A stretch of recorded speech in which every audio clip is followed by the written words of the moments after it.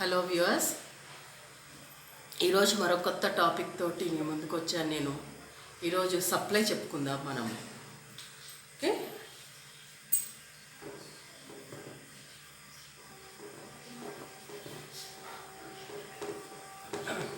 అర్థశాస్త్రంలో మరొక ముఖ్యమైనటువంటి అంశం ఇది. డిమాండ్ గురించి తెలిసినప్పుడు సప్లై గురించి తెలియాలి. సప్లై ఇది అమ్మకందారులకు సంబంధించినటువంటి అంశము. సప్లై అంటే ఏంటి? సప్లై చెప్పే ముందు మరొక అంశం గురించి కూడా తెలుసుకోవాలి మీరు. స్టాక్.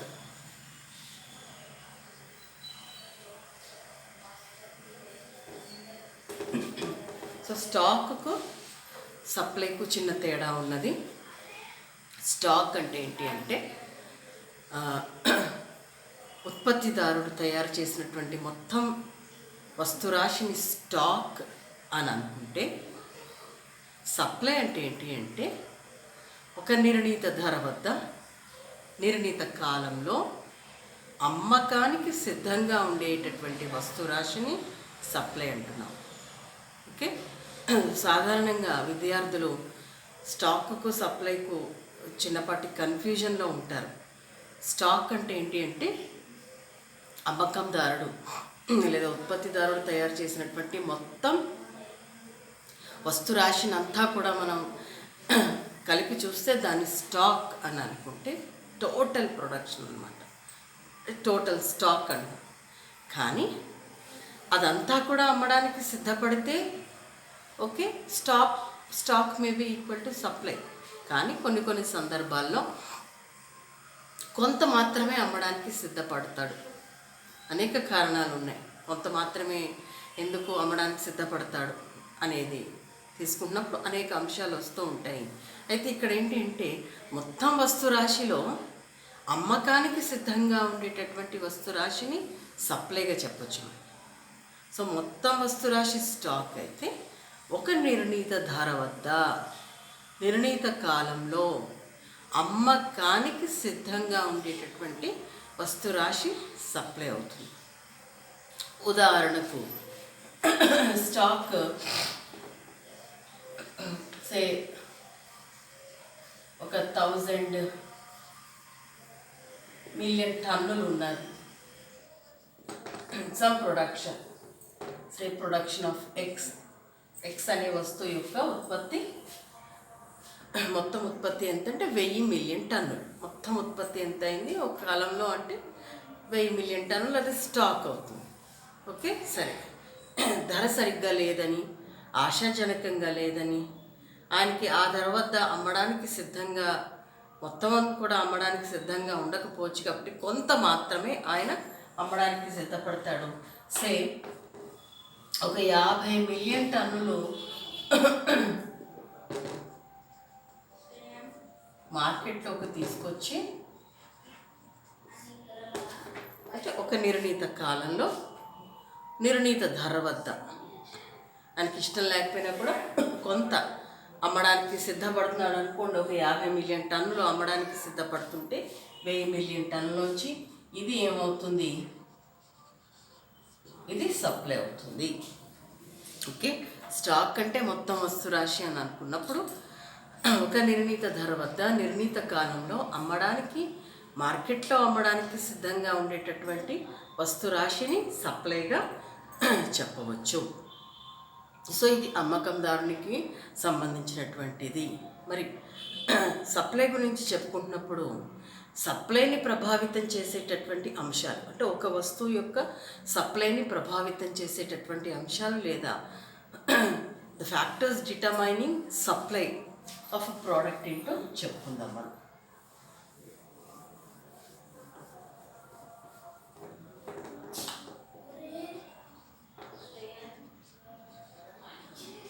ఫ్యాక్టర్స్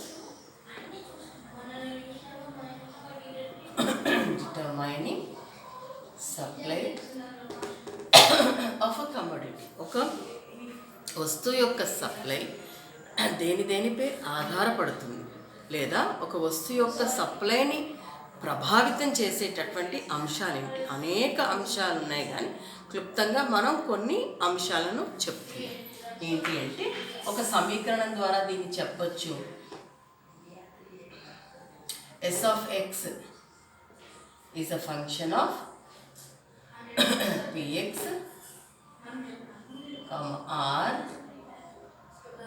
t, g, ఇంకా ఎన్నో అంశాలు ఉన్నాయి అని చెప్పడం అనమాట. ఇంకా ఎన్నో అనేక అంశాలు ఒక వస్తువు యొక్క సప్లైని ప్రభావితం చేస్తున్నాయి. సో ఇక్కడ ఎస్ ఆఫ్ ఎక్స్ అంటే ఎక్స్ వస్తువు యొక్క సప్లై, ఎక్స్ వస్తువు యొక్క సప్లై దేనిపై ఆధారపడుతుంది? దాని ధరపై. ఆర్ అంటే ఉత్పత్తి కారకాల ధరలపై. టీ అంటే టెక్నాలజీ సాంకేతిక స్థాయిపై. జీ అంటే గవర్నమెంట్ పాలసీస్ ప్రభుత్వ ఆశయాలు, ప్రభుత్వ లక్ష్యాలు, ఇవన్నీ కూడా ఇంకా అనేక ఉన్నాయి. కానీ ఒక విద్యార్థిగా ఇవి చదివితే తర్వాత ఇంకా కొన్ని ఉన్నవనేది జనరల్గా అవి చెప్పుకోవచ్చు.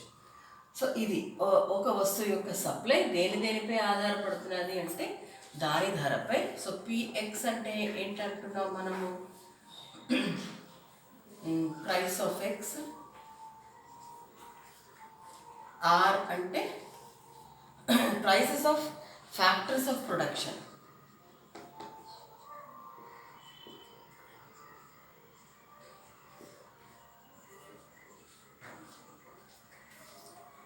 అంటే ఉత్పత్తి కారకాల ధరలపై. ఉత్పత్తి కారకాలు ఎన్ని? 4. ఫ్యాక్టర్స్ ఆఫ్ ప్రొడక్షన్ ఏంటి? భూమి, శ్రమ, మూలధన, వ్యవస్థాపన. దాన్ని land, labour, capital and organisation ఒకటి చెప్పినప్పుడు చెప్పుకోవచ్చు. నెక్స్ట్ టీ అంటే ఏంటంటే టెక్నాలజీ, దాని లేదా లెవెల్ ఆఫ్ టెక్నాలజీ సాంకేతిక స్థాయి. జీ అంటే గవర్నమెంట్ పాలసీస్.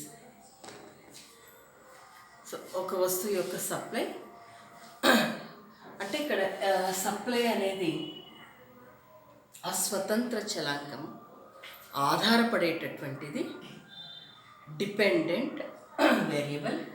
అలాగే ఇండిపెండెంట్ లేదా స్వతంత్ర చలాంకాలు ఏంటి అంటే ధర, ఉత్పత్తి కారకాల ధరలు, సాంకేతిక స్థాయి, సంస్థ లక్ష్యాలు లేదా ప్రభుత్వ లక్ష్యాలు.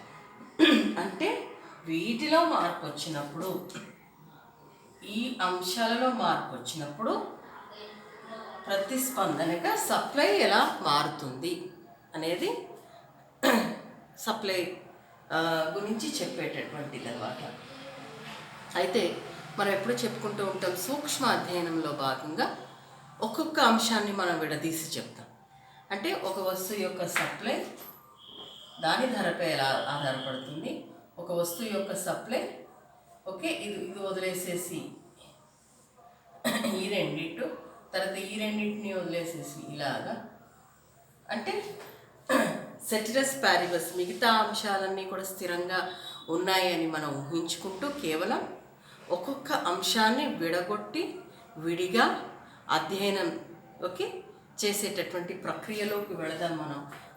ముందుగా S of X is a function of PX. ఇంకోటి ఎఫ్ అనేది ఎప్పుడు కూడా మనం గుర్తుపెట్టుకోవాలి, ప్రమేయ సంబంధం అనుకున్నాం. Function of S of X is a function of PX R T G, where PX is price of X commodity, R అంటే price of factors of production, T అంటే టెక్నాలజీ, జీ అంటే గవర్నమెంట్ పాలసీస్ అంట. So ఈ F అనేది లేకపోతే ఇవి the left hand side is equal to right hand side అనే ఆలోచనలోకి వెళ్ళిపోతాం గణిత శాస్త్రం ప్రకారం. కానీ మనకి we are not at all proving that LHS is equal to RHS.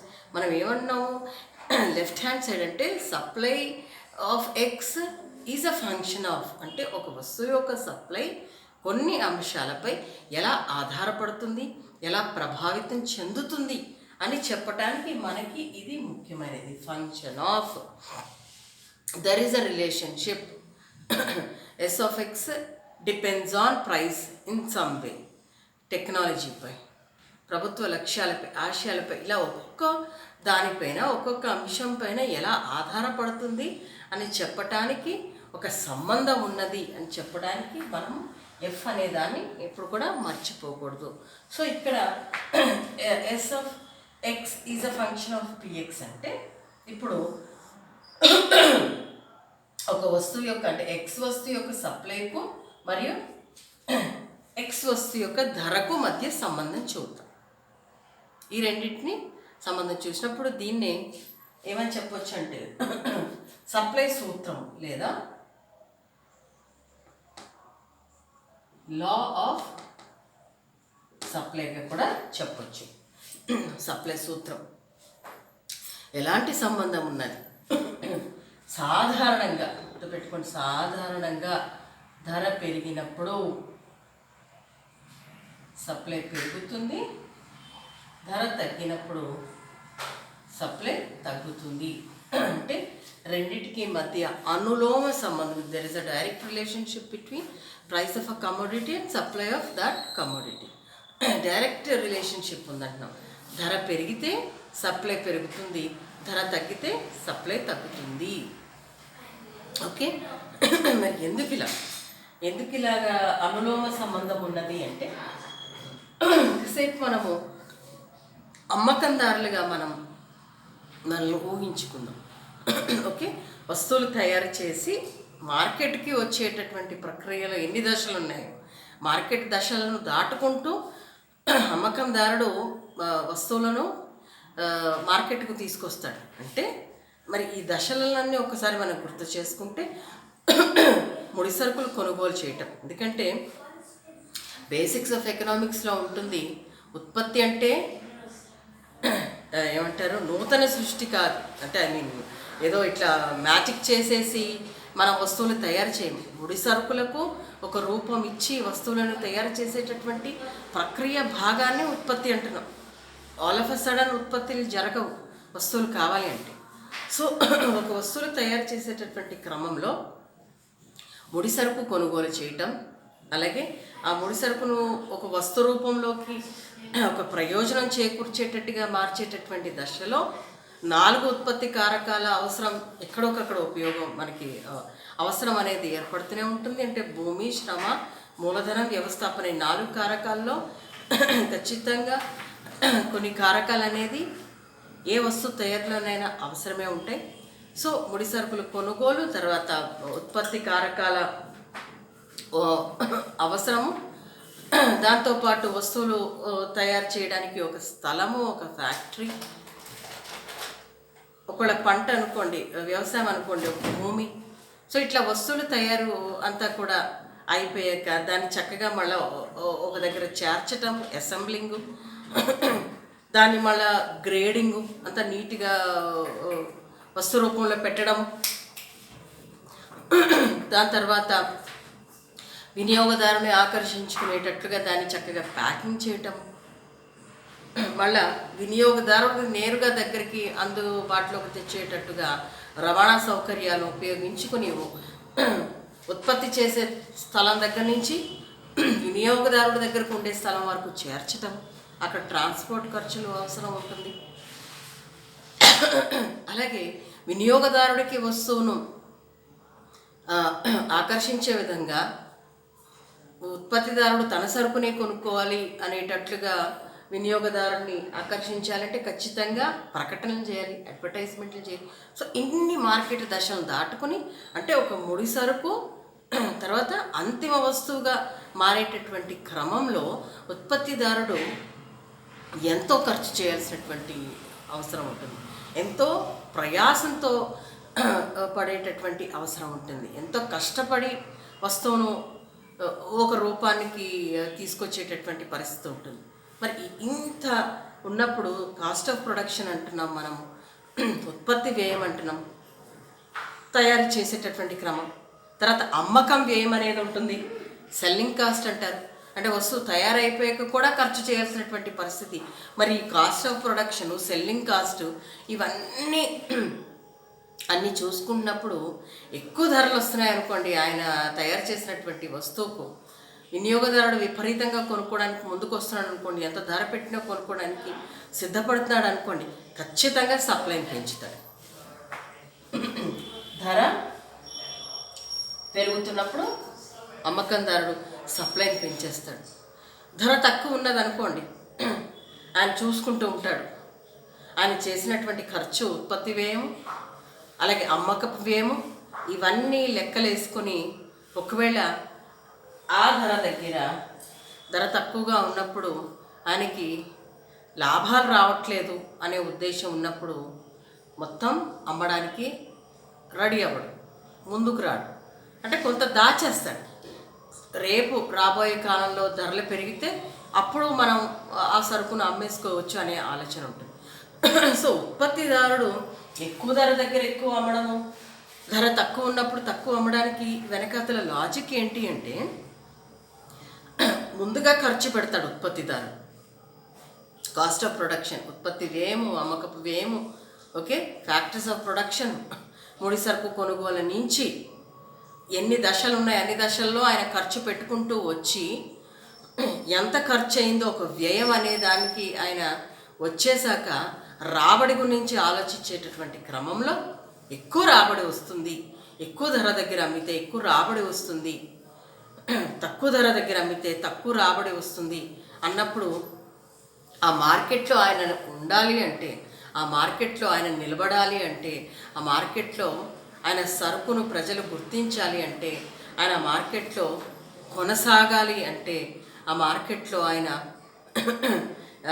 Shut down point కాకుండా షట్టర్ ఎప్పుడు కూడా ఓపెన్ చేసి తన సరుకును ఎప్పుడు కూడా ప్రజలు కొనుగోలు చేయాలి అని అనుకుంటే మాత్రం లాభాలు అనేది అవసరమే ఏ ఉత్పత్తిదారుడికి. సో ఆ లాజిక్తో ఆ లాభాలు రాబడి అనే దాంతో ధర ఎక్కువ ఉన్నప్పుడు ఎక్కువ అమ్మడానికి సిద్ధపడతాడు. సప్లై అంటే మనం ఏమనుకున్నాం, నిర్ణీత ధర వద్ద నిర్ణీత కాలంలో అమ్మకానికి సిద్ధంగా ఉండే వస్తురాశి. ధర ఎక్కువ ఉన్నప్పుడు ఎక్కువ మార్కెట్లోకి వస్తువులు వస్తాయి, సరఫరా ఎక్కువ చేస్తాడు. ధర తక్కువ ఉందా, ఆయనకి కనీస గిట్టుబాటు ధర కూడా రాదా, ఏం చేస్తాడు, సప్లైని తగ్గించేస్తాడు, సరుకును తగ్గించేస్తాడు. తర్వాత ధరలు పెరిగితే ఓకే అప్పుడు అమ్మేసుకోవచ్చండి. కానీ ఎప్పుడు కూడా ఇట్లా ఉండదండి. మనము మార్కెట్ గురించి చెప్పుకున్నప్పుడు ఒక ఆసక్తికరమైన విషయం చెప్పాను నేను. కాలాన్ని బట్టి, అంటే మార్కెట్లను 3 రకాలుగా వర్గీకరిస్తారు, ప్రదేశాన్ని బట్టి, కాలాన్ని బట్టి, పోటీని బట్టి అని చెప్పుకుంటూ కాలాన్ని బట్టి మార్కెట్లను 3 రకాలుగా వర్గీకరిస్తారు అన్నాం నేను. Very short period and long period. అతి స్వల్పకాలిక మార్కెట్, స్వల్పకాలిక మార్కెట్, దీర్ఘకాలిక మార్కెట్. అయితే అతి స్వల్పకాలిక మార్కెట్లో ఏమవుతుందండి అంటే స్టాక్ సప్లై ఈక్వల్ అవుతుందని చెప్పాను నేను అక్కడ point. In the very short period stock is equal to supply. అంటే మొత్తం వస్తురాశి, అమ్మకందారుడు తయారు చేసిన మొత్తం వస్తురాశిని అంతా కూడా ఏ ధర ఉండనివ్వండి, మొత్తం అంతా కూడా అమ్మేద్దాము అని అనుకునేటటువంటి ఆ కాలము, ఆ మార్కెట్ను అతి స్వల్ప కాలం అన్నాడు. మీరు అనొచ్చు, ఎందుకు మరి మొత్తం why the stock is equal to supply, ఎందుకు కొంత ధరలు ఈరోజు తక్కువగా ఉన్నాయి కాబట్టి రేపటికి ఆయన దాచుకోవచ్చు కదా అనే ఆలోచన ఎందుకు ఉండదు అంటే, మనం అనుకున్న వెరీ షార్ట్ పీరియడ్లో సాధారణంగా పెరిషబుల్స్ వస్తాయి. పెరిషబుల్స్ అంటే తొందరగా పాడేటటువంటి వస్తువులు, పాలు, పండ్లు, మాంసము, ఆకుకూరలు ఇలాంటివి మార్కెట్లోకి వస్తాయి. కాబట్టి ఆ రోజు ఎంత ఉందో మొత్తం అంతా అమ్మేద్దాం, తెల్లారికల్లా ఉంచుదామా సరుకుని, ఖచ్చితంగా ఏమవుతుంది, సరుకు పాడైపోతుంది అనే ఉద్దేశంతో. సో అక్కడ వెరీ షార్ట్ పీరియడ్లో stock is equal to supply. అంటే చూడండి, అక్కడ ధర తక్కువ ఉన్నా కూడా, అందుకనే అంటారు ఆ రోజు మార్కెట్లో ఎంతైతే ధర ఉన్నదో ఆ రోజు మార్కెట్లో ఉండేటటువంటి ధరను మార్కెట్ ధర అని అంటారన్న వెరీ షార్ట్ పీరియడ్. అంటే మనం ఒక ధర అనుకుంటూ వెళ్తాడు ఉత్పత్తిదారు, అమ్మకందారు, 10 రూపాయలకు టమాటాలు అమ్మేద్దామని. కానీ ఆ రోజు ఎవ్వడు మార్కెట్లోకి రావట్లేదు అనుకోండి, 10 రూపాయల కంటే తక్కువకి అమ్మొచ్చు ఆయన. లేదు నేను ఇలాగే ఉంచుదాము టమాటాలు అంటే తెల్లారికల్లా పాడైపోయే అవకాశం ఉంది. సో ఆ రోజు మార్కెట్లో ఏదైతే ధర అయితే అది నిర్ణయిస్తారో ఆ ధరకే ఆయన అమ్మాలి. సో వెరీ షార్ట్ పీరియడ్లో ఉండేటటువంటి ధర మార్కెట్ ధర అని అనుకున్నాం అంటే చూడండి, మీరు అనొచ్చు ఎప్పుడు కూడా ధర తక్కువ ఉంటే సప్లై తక్కువగా ఉంటుంది. వెరీ షార్ట్ పీరియడ్లో సప్లైని తగ్గించడు, సప్లైని పెంచేస్తూ ఉంటాడు. And supply inelastic. Very short పీరియడ్లో సప్లై అనేది ఇన్ఎలాస్టిక్ అంటే ఎంత సరుకు ఉందో ఏమంటారు వై అక్షానికి సమాంతరంగా ఉంటుంది, ఈ విధంగా ఉంటుంది వెరీ షార్ట్ పీరియడ్లో. మన డయాగ్రామ్ బట్టి కూడా వేసుకొని చెప్పాం. Price, supply and demand. ఇది సప్లై రేఖ అంటే ఆ రోజు 50 కేజీలు పట్టుకెళ్ళాడు, ఆ రోజు 100 కేజీలు తెచ్చాడు, అంతే ఉంటుంది. ధర ఎక్కువ ఉంది కదా అని చెప్పి మరో 50 కేజీలు తీసుకురావడానికి కూడా లేనటువంటి సమయం, అంత తక్కువ సమయంలో ఉండేటటువంటి మార్కెట్. సో ఎల్లవేళలా ఒకేలా ప్రవర్తిస్తాడు అనేది ఏం లేదు. కానీ ఇన్ జనరల్గా సాధారణంగా ఏమనుకుంటున్నాం మనం, ఒక అమ్మకందారుడు నాకు చెప్పినట్టు ఉత్పత్తి వ్యయము, అమ్మకపు వ్యయము అన్ని వ్యయాల గురించి ఆలోచించుకుని బేరీస్ వేసుకుని ఎక్కువ ధర ఉన్నప్పుడు ఎక్కువ రాబడి వస్తుంది, ఎక్కువ లాభాలు వస్తాయనే ఉద్దేశంతో సప్లైని పెంచేస్తాడు. ధర తక్కువ ఉన్నప్పుడు సప్లై అనేది తక్కువగా ఉంటుంది. సో సప్లై రేట్ ఎలా ఉంటుంది ఒక పట్టిక ద్వారా చెప్పుకుందాం మనం.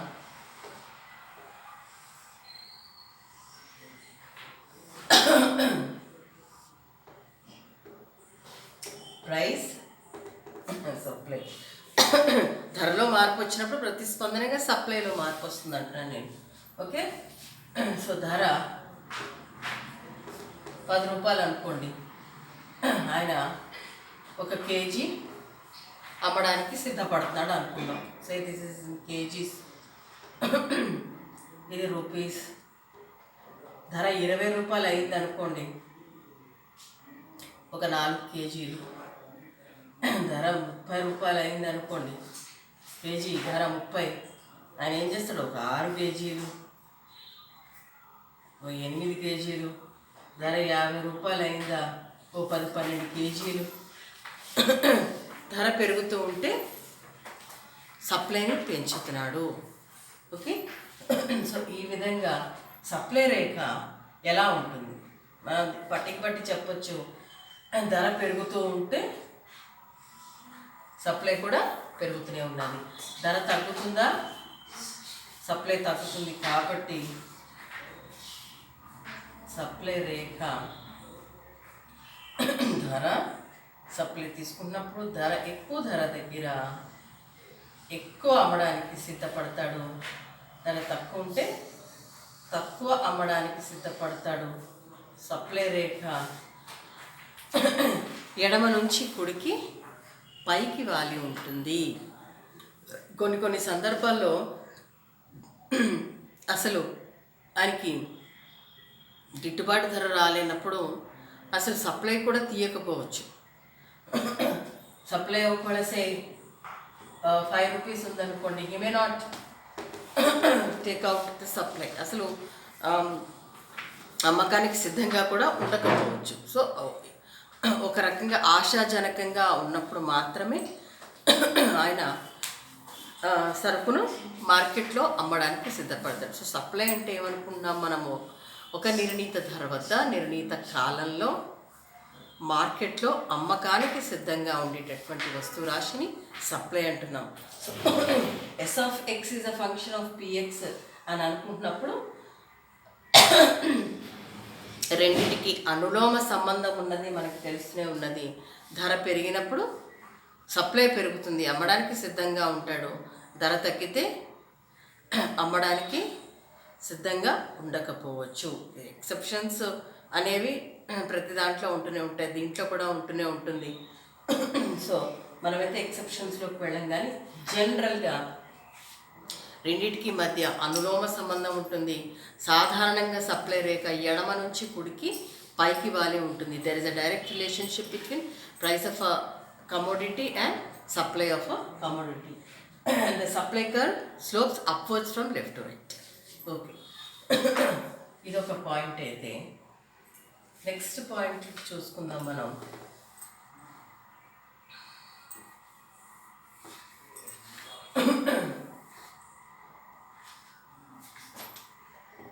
S of x is a function of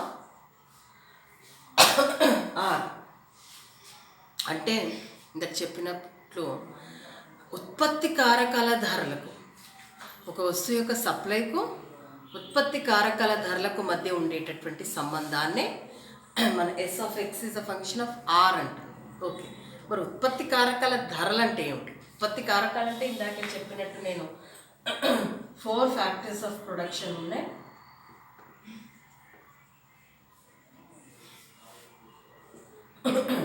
land, labour, capital and organization. Okay, ఈ 4 ఉత్పత్తి కారకాలకు చెల్లించే ధరలు ఒకసారి మనం తీసుకుందాము. ల్యాండ్కి బాటకం లేదా దాన్ని ఏమంటాము రెంట్. బాటకం. శ్రమకు వేజెస్, వేతనం. క్యాపిటల్, ఇంట్రెస్ట్, వడ్డీ. టైం చూడండి, నాకు తెలియదు. ఆర్గనైజేషన్, ప్రాఫిట్, లాభం.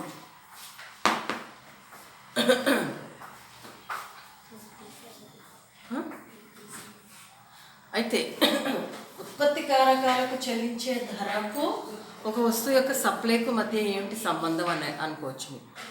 ఎందుకు అంటే ఇందాక చెప్పినట్టు నేను ఒక వస్తువు యొక్క సప్లై ఒక అంతిమ వస్తువుగా మార్చేటటువంటి క్రమంలో ముడి సరుకులు అవసరం అని అనుకున్నాం మనం.